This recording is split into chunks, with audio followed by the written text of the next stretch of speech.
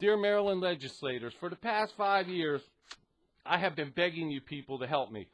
Actually, been begging you way further back to look at how things are handled within workers' comp.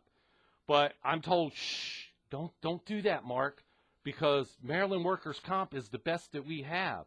Well, I'm sorry.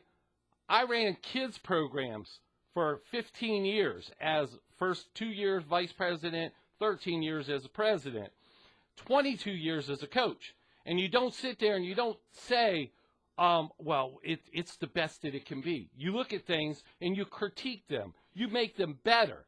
But, oh, no. Don't say anything. Oh, no, you'll offend somebody. Meanwhile, people like me get run through the mill. I've been trapped in Maryland workers' comp since May 3rd of 2010. Still in there, okay? And I need help. I've been begging for help. You've got to change the system. And the politicians, I'm sick and tired of, that's terrible, Mr. Rathel, and then do nothing. I mean, why? What is the point of even acknowledging me? If you're not going to do anything, step aside or direct me to somebody who can help. Now, here's my dilemma. It's quite simple, and I want to see the heartless people who ignore this. Now, I've been on drugs for over 10 years now. These drugs have affected my liver. It made my enzyme level go up, so they had to actually go and remove the Tylenol so the enzymes level would come back down. Okay, they did that. But I am in pain all the time, 7 out of 10. I can't sit, stand, lay, or walk for very long. That's the truth. I'm stuck. I have extreme nerve damage. I went and had a nerve conductive test that proves that it is nerve damage. Anyway, what the problem is this. I found out that my heart rate at rest was over 108 beats per minute. So my pain management went and gave me a 14-day trial of an extended tab oxycodone to see if that extended tab kept my heart rate down. It did. It kept it right around 88 beats per minute. So what my doctor did at that point was he said, okay, this is what we're going to do. You're going to get the extended tab going forward, and I'm going to double the dose during the day. All right? Now, that at rest, your body's relaxed, so you don't need as much. Okay, fine. But I'm still 7 out of 10. But that's not his fault. What's going on with the insurance company is they wanted to put a spine stimulator in. Now, a lot of people balk at the spine stimulator because they say, well, it doesn't do anything. But here's the deal. There are 3 major companies out there, and every 6 months they update their spine stimulators. So they're in complete competition to develop a better product that will work. But I'm denied that by the insurance company. Also, I've been denied physical therapy. Let me tell you what happened.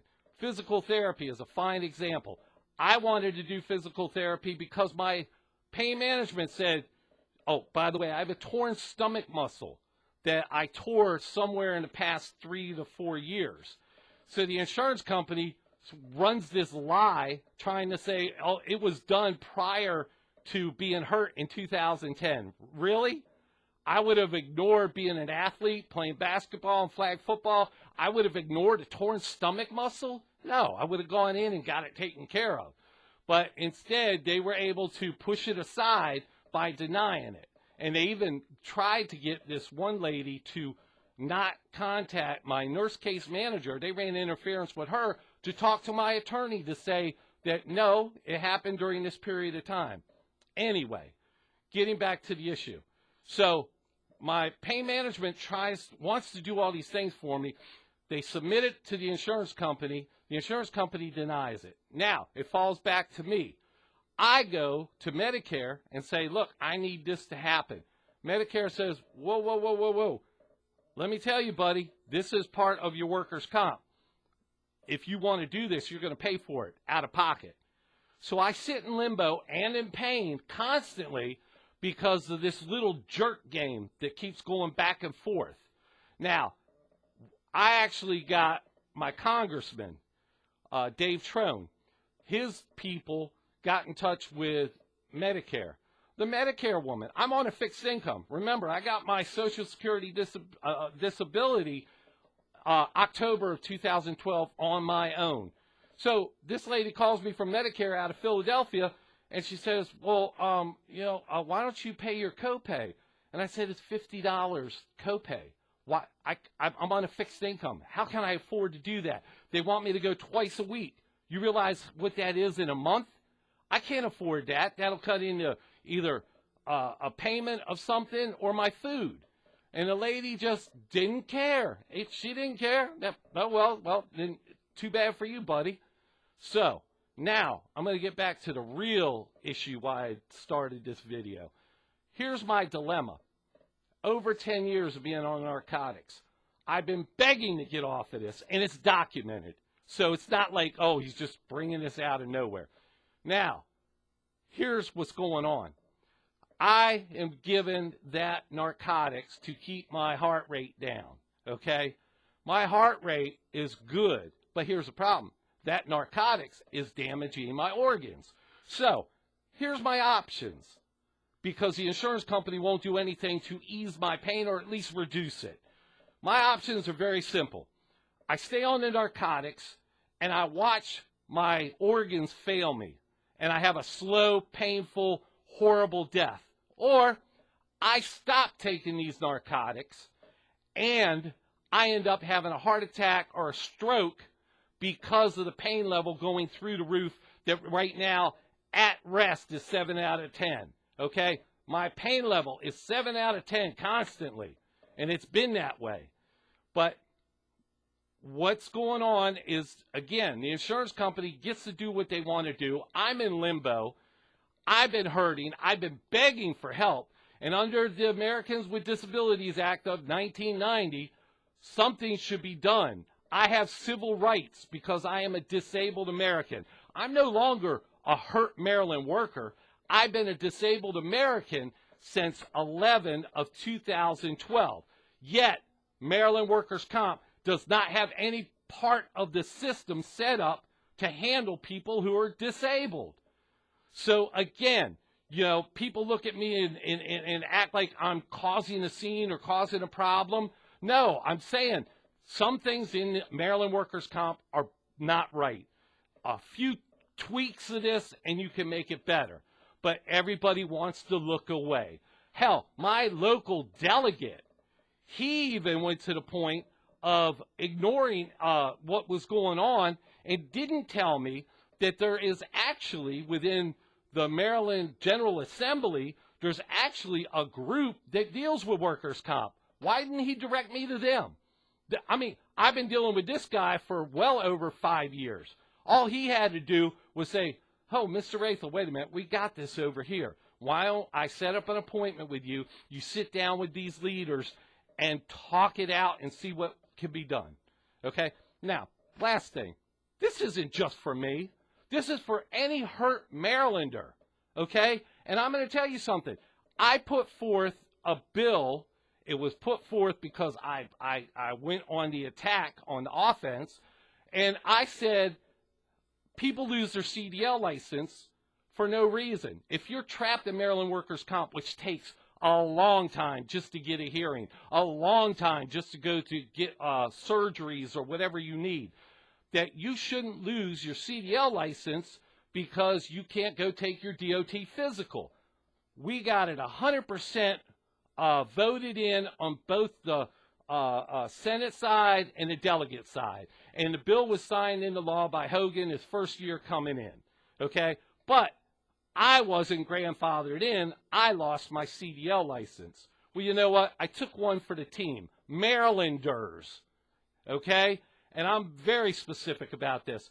That didn't help me anyway. I got a regular driver's license. I lost my right to be able to drive a commercial vehicle. But on the other side, I can't drive a commercial vehicle because I'm damaged goods.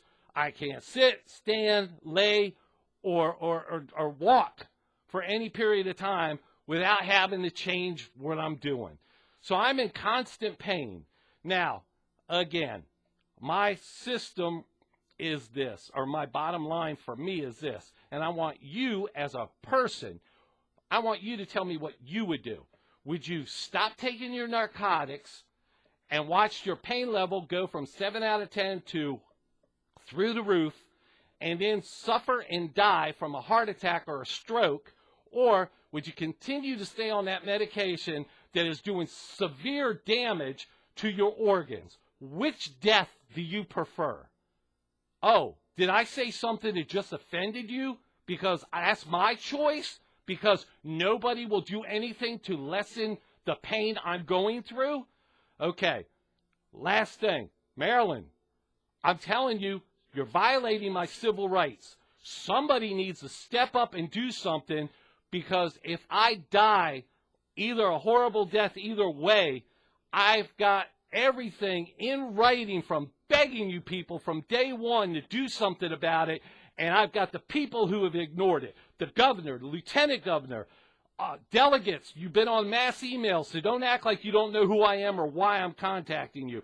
And as far as now my senator, my congressman, Trone, whose office has actually tried to do something. I'll give this man credit. He kind of was like snarky at me when I went to the opioid seminar in Hagerstown and told him my pain level was 7 out of 10. He said in a sarcastic way or condescending way, well, it must really be bad to be in pain 7 out of 10. Well, it is. It hurts. It's horrible. I shouldn't have to go through this. And yet here I am going through it. And, you know, again, the cookie cutter approach was as soon as the last operation was done, they wanted to send me to vocational rehab. For what? I can't do anything. So, again, there's a lot of issues. I need to sit down with the people that oversee workers' comp. I spoke with the chairman of workers' comp. He told me that the only way to get things done are through the legislators, that he understood what I was talking about, but he couldn't do anything because it's the political side that has to handle it. Yet the political side is ignoring it. Are you there for the Maryland hurt worker, or are you there for the insurance company? Who is in your corner? Whose corner are you in? That's the bottom line. I need help. I need help now. And you continue to ignore it, especially after this video's been sent out, then you leave me no options as to what I do going forward. So, how should I die? Which way are you going to tell me I should die? Or are you going to actually help me? Are you going to help me try to ease my pain somewhat so I don't have those options of dying because my liver or kidneys failing me, or stop the narcotics cold turkey and have a heart attack or a stroke? All right? You've been told it's out here. Now what are you going to do? I hope you actually do the right thing. And this is going out to everybody I know. And this is also coming to you. And you can call me a tinfoil hat wearing person, but my issues are real. And when I talk to regular people, they are shocked that you're doing nothing.